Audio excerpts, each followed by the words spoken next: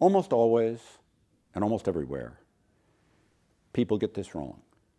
They tend to prefer to own stocks from their own country, in America, the biggest and broadest stock market in the world, most diverse, but also in small countries.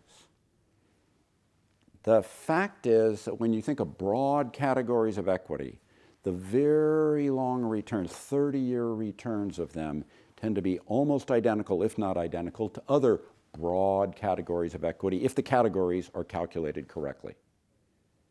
There's a lot of incorrect ways to calculate equity returns, but calculated correctly, in the long term, they get real similar, because in the long term, as I wrote about in my Only 3 Questions book, shifts in supply 7, 8, 10 years from now are much more important in determining pricing than shifts in demand, and can overwhelm any change in demand. Demand fluctuates in the short term based on human emotion. Supply can be increased or decreased nearly infinitely to overwhelm any perception of superiority in a category.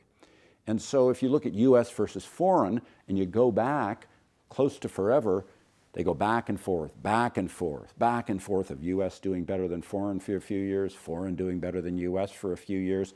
Right down the middle is the totality of global, since the world is a little more than half US equities in money value.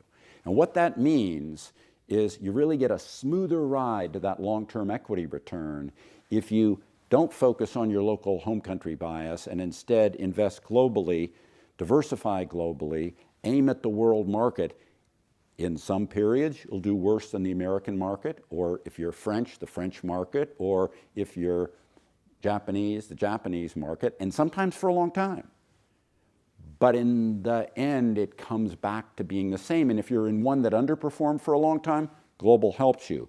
If you're in one that outperformed for a long time, it's not too long before, if you're just in that country, you're going to have a disappointing time.